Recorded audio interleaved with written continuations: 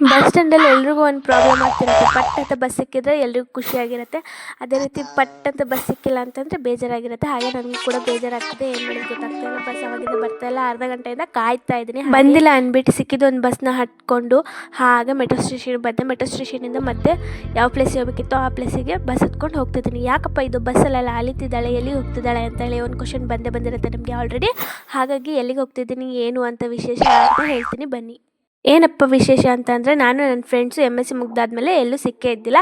ಹಾಗಾಗಿ ಎಲ್ಲರೂ ಕೆಲಸ ಸಿಕ್ಕಾದ್ಮೇಲೆ ಒಟ್ಟಿಗೆ ಸೇರೋಣ ಅಂತ ಅಂದ್ಬಿಟ್ಟು ಬೆಂಗಳೂರಲ್ಲಿ ಪಿರಮಿಡ್ ವ್ಯಾಲೆ ಅನ್ನೋ ಪ್ಲೇಸಿಗೆ ನಾವು ಚೂಸ್ ಮಾಡಿ ಹೋಗ್ತಾ ಇದ್ದೀವಿ. ಎಲ್ಲರೂ ಸಿಗೋಣ ಅಂತ ಅಂದ್ಬಿಟ್ಟು ಆಲ್ರೆಡಿ ಪ್ಲೇಸಿಗೆ ತಲುಪಿದ್ದೀನಿ. ಹೇಗಿದೆ ಅಂತ ಹೇಳಿಬಿಟ್ಟು ನೀವೇ ನೋಡ್ತಿದ್ದೀರ. ತುಂಬಾ ಚೆನ್ನಾಗಿದೆ, ವಿಶಾಲವಾಗಿದೆ.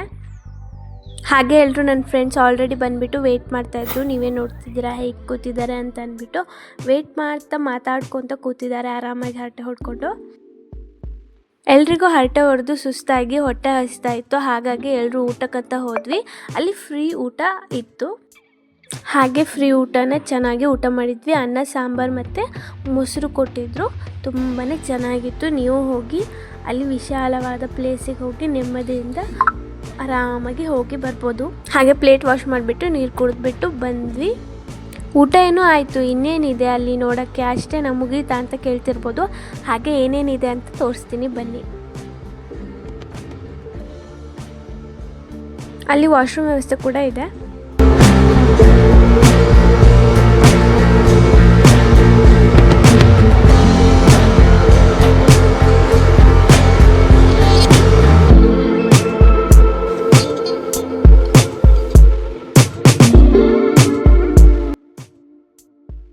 ಇಲ್ಲಿ ಯಾವುದೇ ಥರ ಎಂಟ್ರಿ ಫೀಸ್ ಏನೂ ಇಲ್ಲ. ಆರಾಮಾಗಿ ಬಂದು ನೋಡ್ಕೊ ಹೋಗ್ಬೋದು. ಹಾಗೆ ಇಲ್ಲಿ ಗುರುಶಾಲಾ ಅಂತ ಇದೆ. ಅಲ್ಲಿ ದನ ಕರುಗಳನ್ನು ತುಂಬ ಚೆನ್ನಾಗಿ ಬೆಳೆಸಿದ್ದಾರೆ. ಹಾಗೆ ಮುಂದೆ ಹೋದರೆ ಏನಿದೆ ಅಂತ ತೋರಿಸ್ತೀನಿ ಬನ್ನಿ. ಹಾಗೆ ಒಂದು ಬ್ರಿಡ್ಜ್ ಬರುತ್ತೆ. ಅಲ್ಲಿ ತುಂಬಾ ಚೆನ್ನಾಗಿದೆ, ನೋಡ್ಬೋದು ಹೇಗಿದೆ ಏನಿದೆ ಅಂತ ಅಂದ್ಬಿಟ್ಟು. ಅಲ್ಲಿ ಒಂದು ಟ್ರಯಾಂಗಲ್ ಬರುತ್ತೆ, ಅದೇ ಪಿರಮಿಡ್. ಆ ಪಿರಮಿಡ್ ಒಳಗಡೆ ಏನು ಮಾಡ್ತಾರೆ, ಏನಿದೆ ಅಂತ ಹೇಳಿ ತೋರಿಸ್ತೀನಿ ಬನ್ನಿ.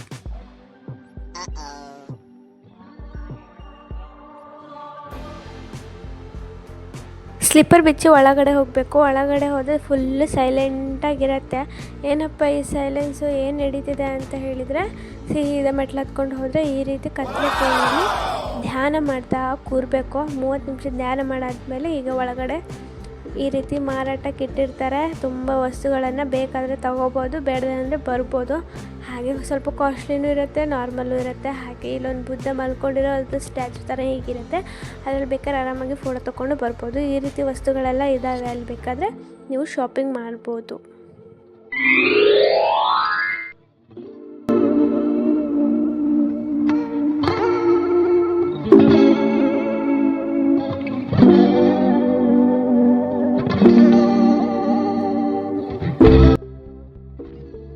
ಹಾಗೆ ಅಲ್ಲೊಂದು ರೆಸಾರ್ಟ್ ಕೂಡ ಇತ್ತು. ರೆಸಾರ್ಟ್ ಹೇಗಿದೆ ಅಂತ ಅಂದ್ಬಿಟ್ಟು ರೇಟ್ ಎಲ್ಲ ಕೇಳಿದರೆ ಅಲ್ಲಿ ತುಂಬಾ ಕಾಸ್ಟ್ಲಿ ಇತ್ತು. ರೆಸಾರ್ಟಿಗೆ ಪರ್ ಡೇಗೆ 3000 ರುಪೀಸ್. ಹಾಗೆ ಫುಡ್ಡೆಲ್ಲ ನಮ್ಮದೇ ಇರುತ್ತೆ, ಏನು ಅವ್ರ ಕಡೆಯಿಂದ ಇರಲ್ಲ. ಫುಡ್ಡು ವಿತ್ ಬೇಕಂದರೆ 10,000 ಪರ್ ಡೇಗೆ. ತುಂಬಾ ಕಾಸ್ಟ್ಲಿ ಆಯಿತು. ಹಾಗೆ ಇಲ್ಲೆಲ್ಲ ನೋಡಿಕೊಂಡು ಆರಾಮಾಗಿ ಪೀಸಾಗಿ ಮುಂದೆ ಹೋಗ್ತಿದ್ದೀವಿ. ಏನಿದೆ ಅಂತ ತೋರಿಸ್ತೀನಿ ಬನ್ನಿ. ಹಾಗೆ ಚಿಕ್ಕದಾಗಿ ಇಲ್ಲೊಂದು ಕೋಳಿ ಮತ್ತು ಮೊಲನ ಸಾಕಿದ್ದಾರೆ. ತುಂಬಾ ಚೆನ್ನಾಗಿದೆ, ನೋಡ್ಬೋದು. ಮನೆ ಥರ ಹೇಗೆ ಮಾಡಿದ್ದಾರೆ ನೋಡಿ. ಹಾಗೆ ಬಾತುಕೋಳಿಗಳು ಕೂಡ ಇತ್ತು. ಚಿಕ್ಕದಾಗಿ ನದಿ ಥರ ಇದೆ. ಇಲ್ಲೊಂದು ಸರೋವರ ಮಧ್ಯದಲ್ಲಿ.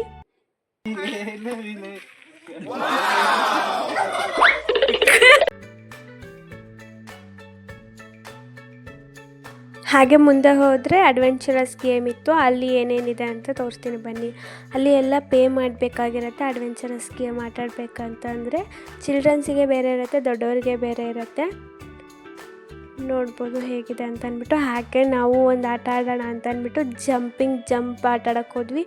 ನೋಡಿ ಹೆಂಗೆ ಹಾರ್ತಿದ್ದೀವಿ ಅಂತ ಅಂದ್ಬಿಟ್ಟು. ಹಾಗೆ ಇದನ್ನೆಲ್ಲ ನೋಡಿಕೊಂಡು ಸ್ವಲ್ಪ ಹೊತ್ತು ಮಾತಾಡಿಕೊಂಡು ಆರಾಮಾಗಿ ಎಲ್ಲದನ್ನೂ ಮುಗಿಸ್ಕೊಂಡು ರಿಟರ್ನ್ ಬರ್ತಾ ಇದ್ವಿ.